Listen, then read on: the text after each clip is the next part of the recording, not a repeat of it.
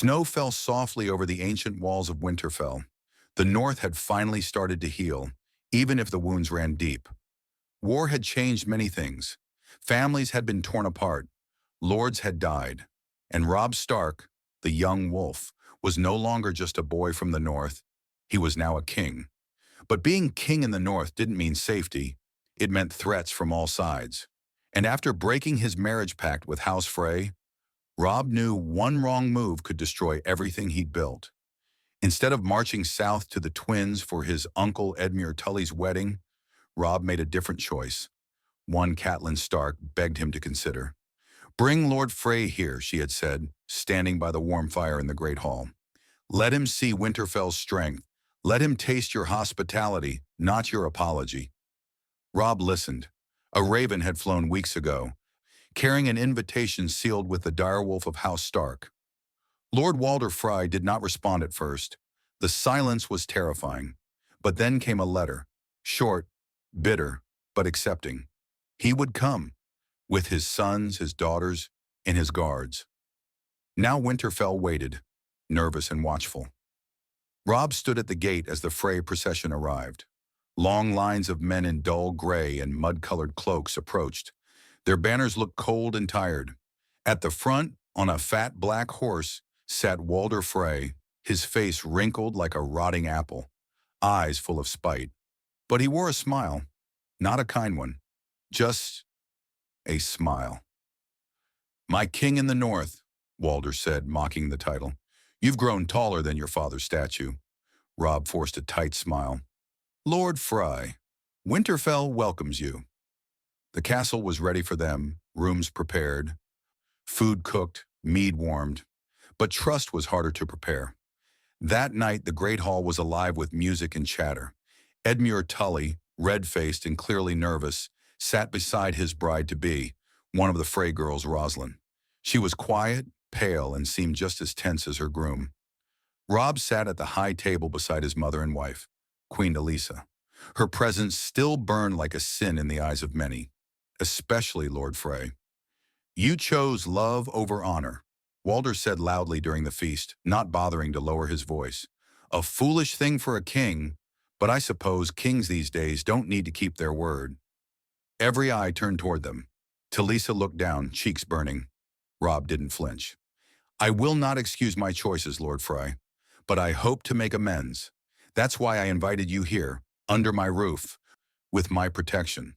Walder sipped his wine. Yes, protection. How noble. You know, some men would take offense. Some would spill blood for less. But me, I like to wait. I like to see how far a man is willing to crawl." His words cut through the room like a blade. Catelyn leaned toward Robb and whispered, "He's testing you." Robb nodded, but his jaw was tight. He could feel the danger in the air. This was no simple visit. Walder Frey was looking for a reason to strike or to forgive. And in Winterfell, surrounded by enemies dressed as guests, Robb Stark had to make a choice. Show strength or show peace. But he didn't know yet that Walder Frey had brought more than just banners and brides. He had brought revenge, sealed behind smiles. The next morning, Winterfell was quieter than usual. The snow outside muffled every step. And inside the castle walls, people spoke in whispers. Servants moved carefully, trying not to bump into the Frey men. The Northerners kept their hands close to their swords. There was no trust here, only watchfulness. Robb Stark sat in the solar, staring into the fire. Catelyn stood near him, arms crossed.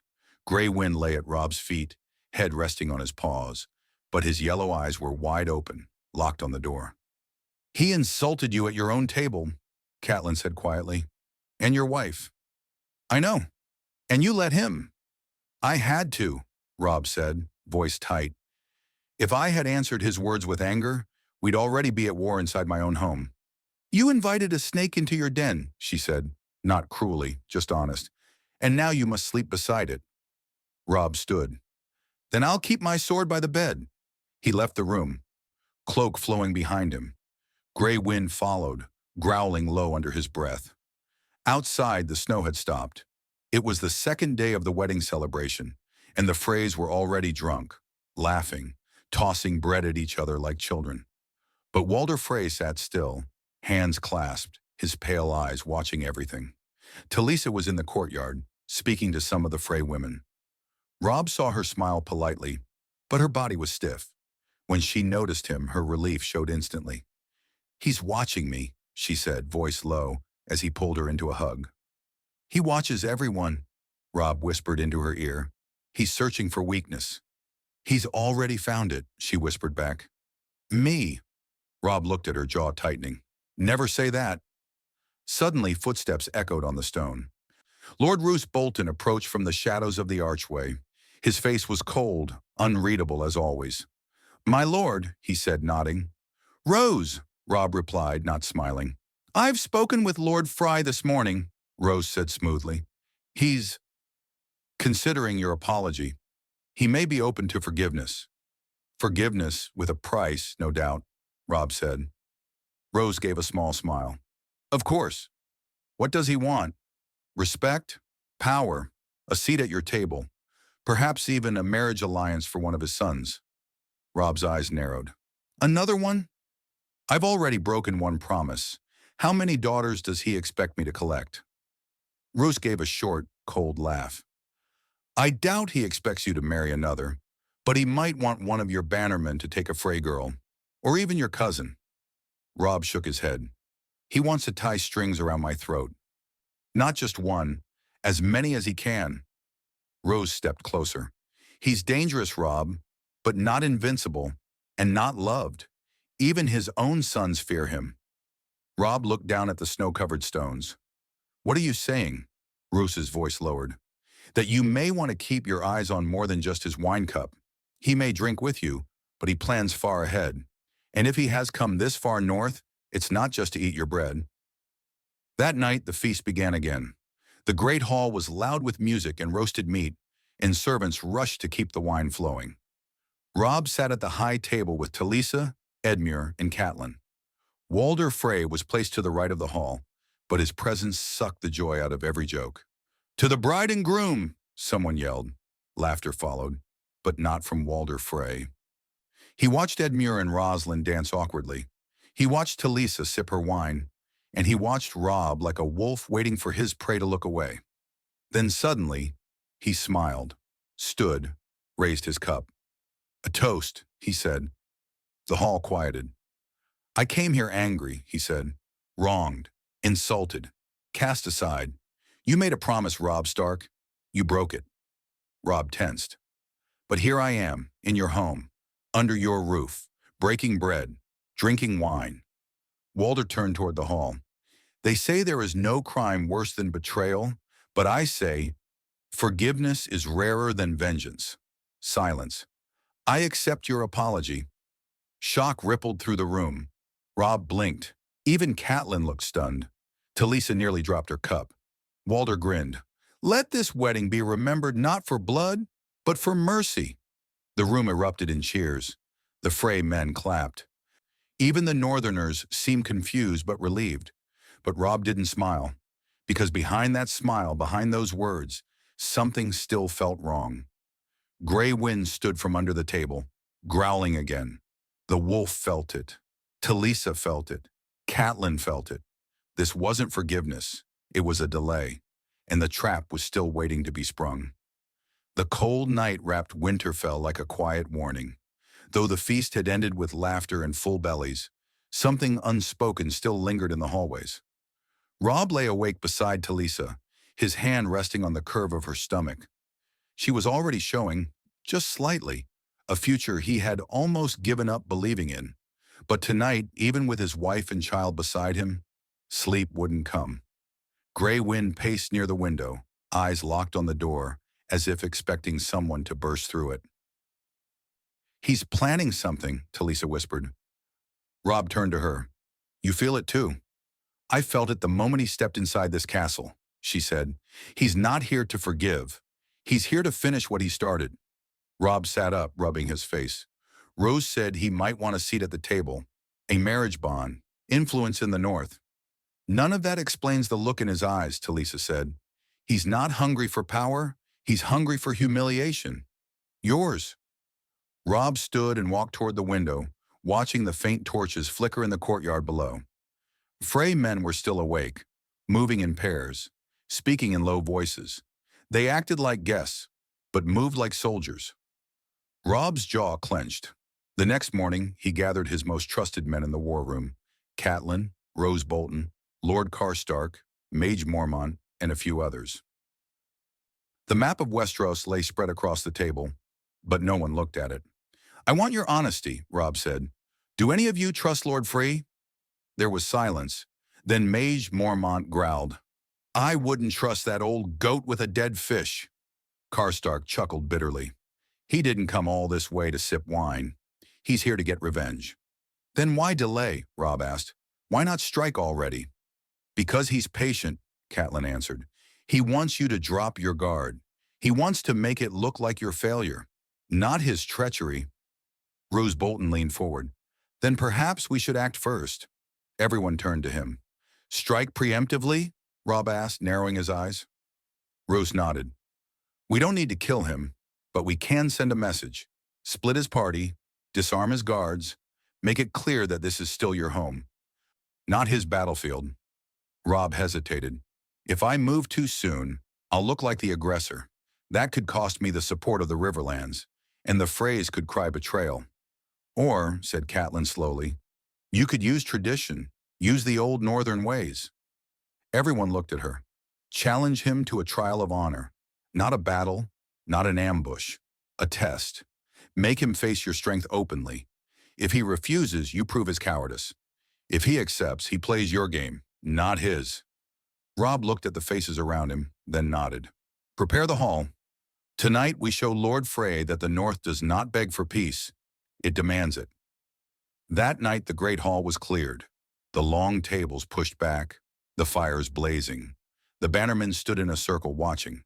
The Freys arrived late, as expected, led by Walder in his heavy fur cloak, his sons flanking him. He looked amused. "What is this?" he asked, voice raspy. "A northern custom," Robb said, stepping forward.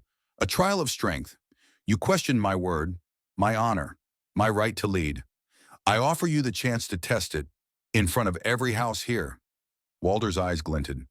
"You want me to fight you?" "No, but you may choose a champion, and I will choose mine. No weapons, no death, just raw strength and pride." Walder chuckled, turning to his sons. "Very well. Black Walder will fight in my name." Robb stepped aside. "And mine will be the North itself."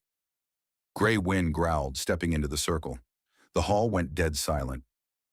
You would send a beast?" Walder snapped. "No," Robb said calmly.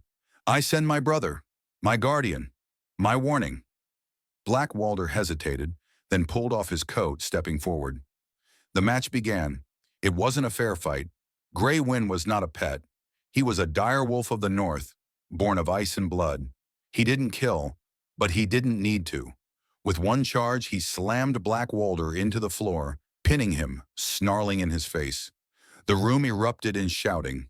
Frey men stepped forward, but Robb raised his hand. "He is not harmed, but he is beaten, as would be any man who threatens Winterfell." Walder Frey's face was red with rage, but he didn't speak. Not yet. As the Freys retreated that night, storm clouds gathered above Winterfell. Robb had drawn a line in the snow, and Walder Frey would not forget it. The storm came down hard the next morning. Gray skies, sleet, and wind howling like wolves across the towers of Winterfell. The castle walls groaned under the weight of winter's breath. But inside, the tension was louder than the weather. The Freys had stopped pretending. There were no smiles now, no awkward toasts, no fake laughter. Walder Frey had not come to breakfast. His sons kept to their chambers. Their guards stayed close, eyes always scanning, hands always near hilts. And that was answer enough. Robb Stark stood on the battlements with Lord Greatjon Umber, watching the Frey men gather in small groups near the stables. "They're either preparing to leave," Umber muttered, "or preparing for war." Robb didn't answer. His cloak whipped in the wind, and his eyes stayed locked on the courtyard below. Grey Wind stood beside him, fur bristling, sensing the storm within and without. Down below, one of the Frey men spat on the ground near a Stark banner. That was the last straw. Robb turned. Call the banners inside the walls. Arm every man. Disarm every Frey still wearing steel. No one rides out, not until I speak to Lord Frey myself." Umber grinned. Finally.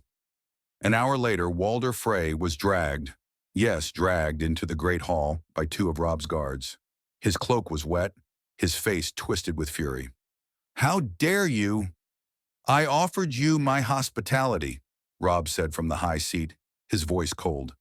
"And you brought armed men, hidden blades, and poison in your smiles." Walder coughed. "You humiliated my son in front of your court. You turned your wolf on my blood, and still showed mercy," Robb cut in. "But you spat at it. You came here to provoke a war under my roof, to make me look weak or reckless. That ends today." Walder tried to stand straighter. "You won't kill me. You know what that would start." "I don't need to kill you," Robb said. "But your men no longer carry steel in Winterfell. From now on, they sleep in the guest tower. Not among my people. Your banners stay rolled. Your soldiers eat what I give them. You are not here as guests. You are here as watchmen." The Frey Lord stared at him, eyes burning. "You'll regret this, boy." Robb leaned forward. "No, Lord Frey. You will." Catelyn entered just then, eyes wide, face pale. She walked quickly to Robb's side and whispered something in his ear. His face shifted just slightly, but it was enough for Walder to notice. "What is it?" he sneered. "Bad news?" Robb stood. "Take Lord Frey back to his tower. Double the guards. No one leaves. No one enters." As Walder was dragged out, his last words echoed through the hall. "You can't hold us forever. The North remembers? Ha! The North forgets what it fears."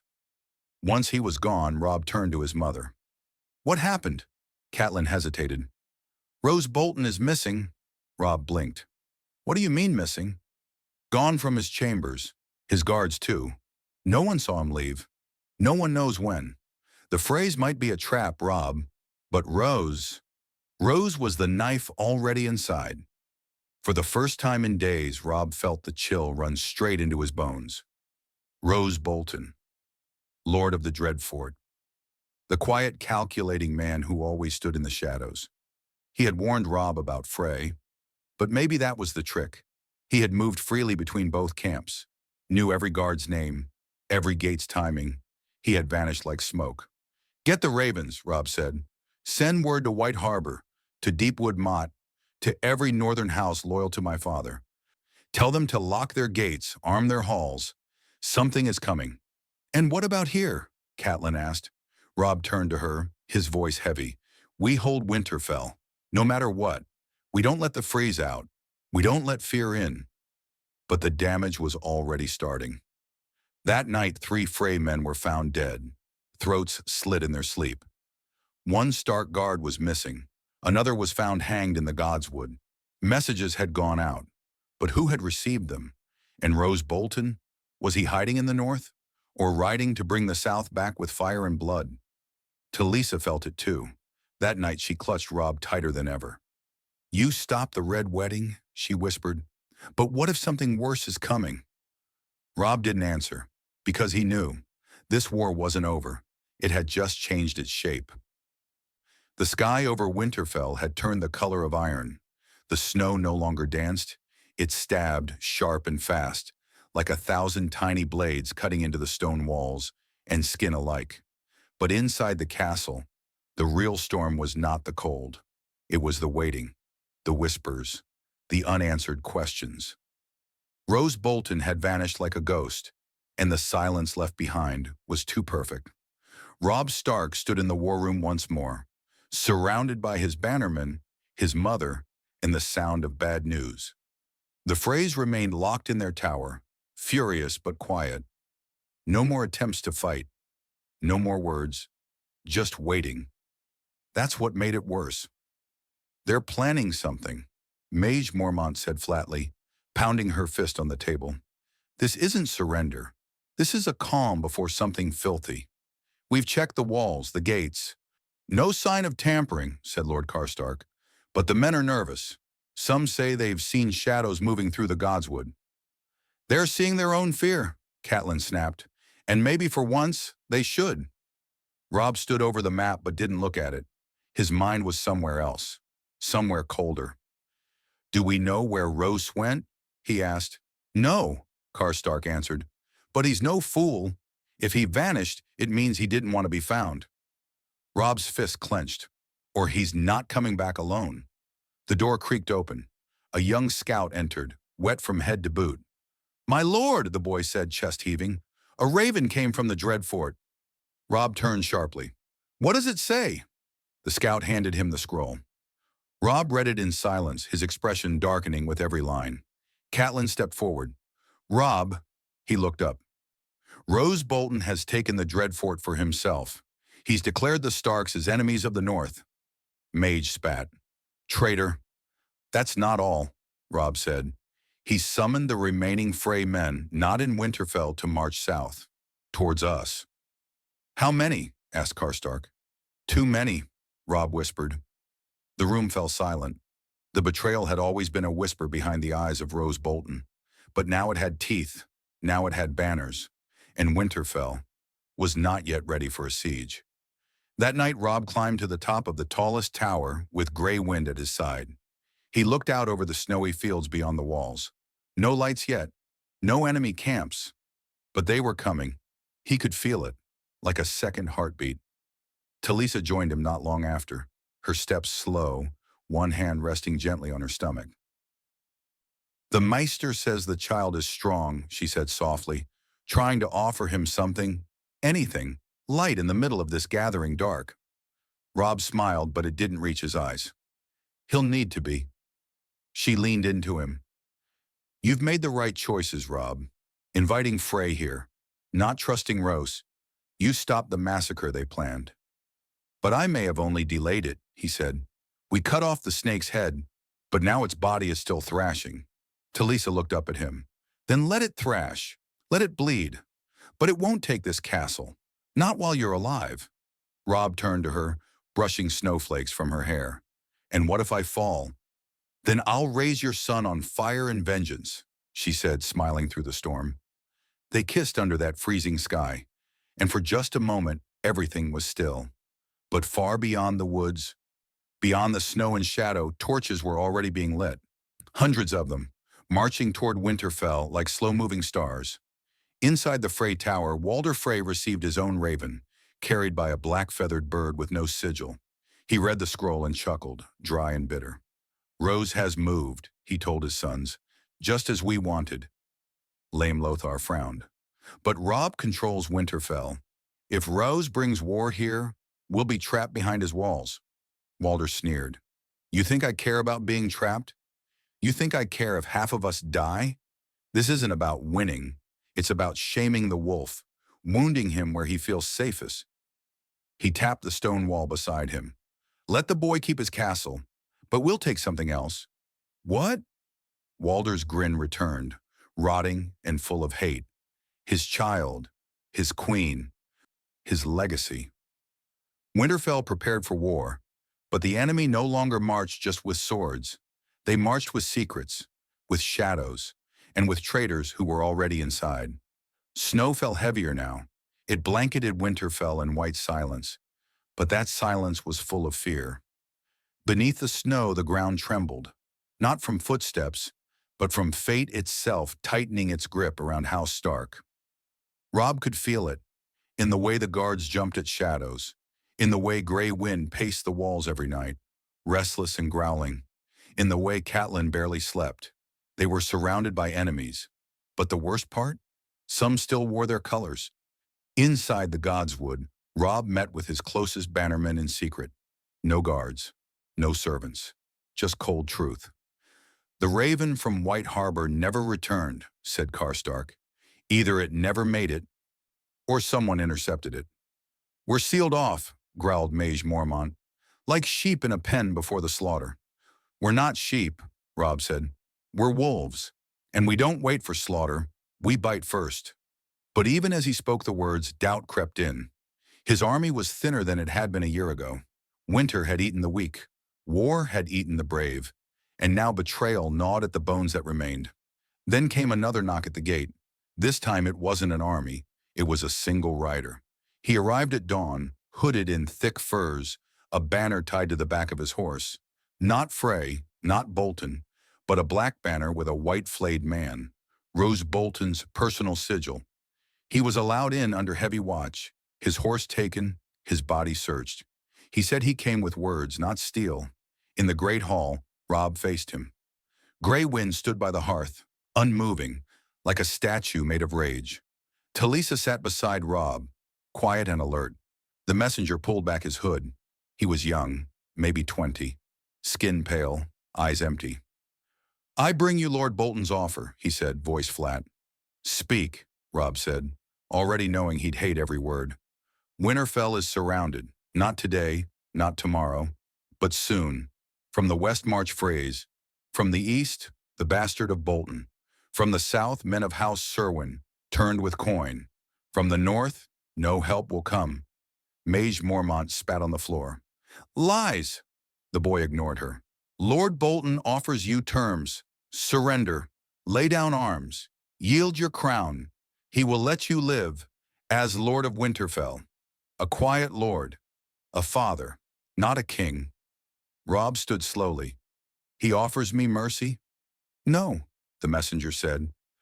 "He offers you a cage with windows." Catelyn stepped forward. "And what if we refuse?" The boy looked at Talisa, looked at her belly, then smiled faintly. "Then the flayed man rides north, and no child of yours will ever draw a breath." Grey Wind snarled before anyone else could speak. He lunged. The boy didn't even scream. Blood sprayed across the stone floor. Guards pulled Grey Wind back as the body slumped, throat torn. No one wept, but the message had been delivered. Robb looked down at the corpse. "Burn it.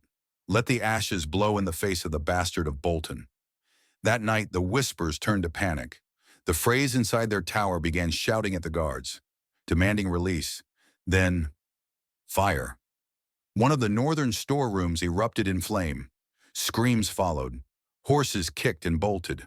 Somewhere in the smoke, a horn blew once. Then silence. Sabotage. Robb raced to the scene with Grey Wind and 24 men. They put the fire out fast, but the damage was clear. Food stores had been targeted. Not all, but enough. Enough to matter if the siege lasted. "They've begun," Catelyn said from behind him. "This is how it starts. Quiet destruction, fear in small doses." "We hold the wall," Robb said, though his voice was hoarse.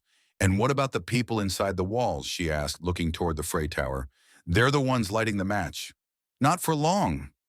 Robb's next order shocked the castle.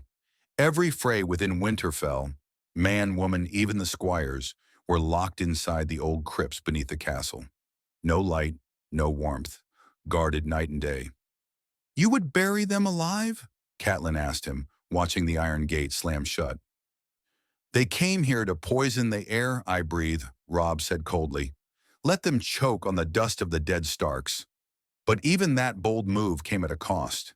That night, Talisa was attacked, not with a blade, but poison. A cup of tea brought by a maid with a Frey accent. The girl fled when Talisa collapsed. She survived, but barely. The child still kicked, but her hands shook, and her face had turned pale. Robb sat beside her bed, holding her hand, firelight dancing on his armor. "I should have killed every one of them the night they stepped into my hall," he whispered. Talisa's lips trembled.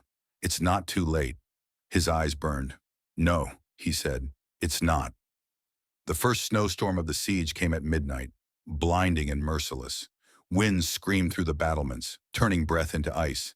Winterfell, once a symbol of ancient strength, now stood like a wounded animal, proud but bleeding. The fire in the storeroom was only the first strike, and Robb Stark knew that the real war would not be fought with swords alone, but with fear, starvation, and slow betrayal. He hadn't slept since Talisa's poisoning. She survived, barely, but she had not woken in 2 days. The maester said she was stable, that the child still lived, but Robb sat beside her every night, watching her chest rise and fall, like a fragile thread between life and death. He hadn't wept. He couldn't. Kings don't cry, especially when they're about to lose everything. But he wanted blood. Robb ordered every remaining Frey inside the crypts to be bound in chains. No food, no water. Let them feel the cold truth of their family's betrayal. The youngest, a boy barely 10, looked up at him with red eyes. We didn't do anything, the boy whimpered. We were just born Frey. Robb's jaw clenched. So was the girl who tried to murder my wife. Then he turned and walked away, the echo of the iron gates slamming shut behind him. At dawn, the horns blew. Enemy banners appeared on the southern horizon. Black and pink, the sigil of the flayed man. Rose Bolton's army had arrived. Thousands of men in grim armor stood just beyond the tree line. No shouting, no drums, just a silent show of power. Behind them, war machines rolled through the snow, catapults, ladders, and siege towers. Robb watched from the battlements, Grey Wind growling beside him. They want us to break first, said Maid Mormont beside him. But they forget. We're Northmen. We don't break. No, Robb said, eyes locked on the distant figures. But we bleed. Karstark stepped up, breath clouding. They have numbers, siege weapons, and traitors on their side. And we have the gods, Robb replied, and the ghosts of every Stark who ever walked these halls. Below, the Freys within the crypts had begun to scream. Some were already dead from cold. Others had started fighting among themselves in the dark. It was chaos sealed behind stone and silence, a perfect reflection of what was coming. That night, Rose Bolton sent a message. A cart was pushed toward Winterfell's gates under a white flag. The guards opened the doors just enough to retrieve it. Then they wheeled it into the courtyard, where Robb and his mother waited. The cart carried two objects. One was a severed direwolf head, Grey Wind's brother, Shaggy Dog. The other was a box. Inside it, the hand of a child. Catelyn gasped, stepping back. Robb said nothing, just stared. There was a note tied with Bolton wax. Every wolf must learn its place beneath the flayed man. Robb's knuckles turned white.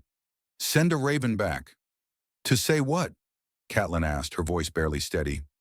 Robb looked up at the walls, at the fires burning in the watchtowers. To say Winterfell will not fall, that we'll burn our own bones before we let them be broken. He turned to Karstark. We fight tomorrow night, not at the gates, but out there, in the woods. A raid, small and fast. We light their siege towers on fire and vanish before they can scream. Karstark nodded. Like shadows. Exactly. Like wolves in the dark. The next night, the snow covered everything in silence. The moon was full, the sky clear. Robb rode with 50 of his best men, faces painted in ash, cloaks dark as ravens. Grey Wind led the pack, moving through the snow like a spirit. They hit the Bolton camp just past midnight. No horns, no banners, just steel and fire. The siege towers lit like candles. Screams tore through the trees as flames swallowed tents. Grey Wind ripped through horses and men. And Robb, he moved like vengeance made flesh, cutting down any man who bore a flayed man on his chest. But as they retreated, a horn sounded. Not from the Bolton camp, but from the east. Another army had arrived, another wave of Freys, and behind them, flying high, the Lion of House Lannister. Catelyn's worst fear had come true. The South had come, not to rescue, but to bury Winterfell once and for all. The dawn that followed was not warm with light. It was red. Not from the sun, but from fire. The trees beyond Winterfell's walls burned where Robb Stark and his men had struck the night before. Smoke curled into the sky like black snakes, warning the north that the wolves had bitten back. But it wasn't victory. It was the beginning of the end. By mid-morning, the enemy revealed its full face. 3 banners stood in the snow beyond Winterfell's gates. The flayed man of House Bolton, the twin towers of House Frey, and now, towering above them all, the golden lion of House Lannister. Robb stared from the battlements, face grim. At his side, Catelyn whispered, "They've come to finish what they started at the Twins." He didn't speak, because she was right. Inside the keep, chaos stirred beneath silence. The people of Winterfell, blacksmiths, cooks, children, and old warriors, knew what was coming. No one said the word surrender. It was death or defiance now. Swords were sharpened, arrows counted, boiling oil prepared. Every able hand was summoned to defend the walls. Talisa had still not woken. Robb sat by her bed, brushing strands of hair from her face. He whispered stories of how their son would be born during a snowstorm, raised among wolves, taught to ride before he could walk. He spoke like she could hear. Maybe she could. Maybe it was all that kept her breathing. But then came a knock. Lord Karstark entered, soaked in snow, face pale. "They've sent a herald." "Who?" Robb asked. Karstark hesitated. "Tyrion Lannister." Tyrion entered Winterfell's gates under heavy guard, wearing red and gold, but his face showed no pride. He limped slightly, face marked with old scars and new exhaustion. Grey winds snarled at his approach, but Robb raised a hand. The dire wolf obeyed. They met in the great hall. No pleasantries. "Did you come to watch us die?" Robb asked. Tyrion sighed. "No, I came to offer you a chance not to." Everyone tensed. Catelyn stepped forward. "You stand beside Bolton and Frey. You share their blood now?"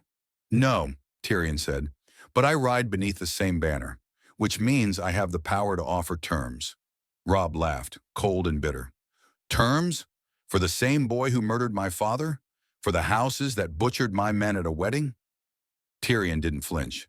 "Yes, because the alternative is your people starved, your queen and child dead, and Winterfell torn apart stone by stone." Robb said nothing. His eyes were steel.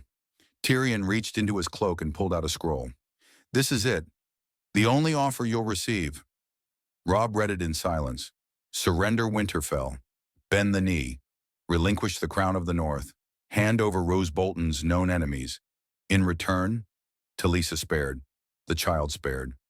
Robb allowed to live out his days in the Night's Watch. It was mercy, Lannister style. Cruel, calculated, and full of chains. Robb looked at Tyrion. "Tell your king, he can keep his mercy. We are not sheep. We are wolves, and Winterfell will stand." Tyrion sighed again, slower this time. "Then may the gods be kinder to you than men ever were." As he turned to leave, Catelyn called out, "Tell Tywin Lannister that the North remembers." Tyrion paused. "So does he." The siege began at dusk.